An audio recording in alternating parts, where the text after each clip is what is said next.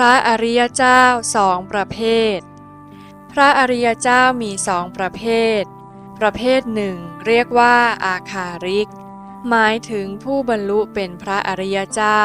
แต่ยังคงเป็นฆราวาสอยู่ครองเรือนอยู่ประเภทที่สองเรียกว่าอนาคาริกหมายถึงผู้บรรลุเป็นพระอริยเจ้าที่เป็นพระภิกษุ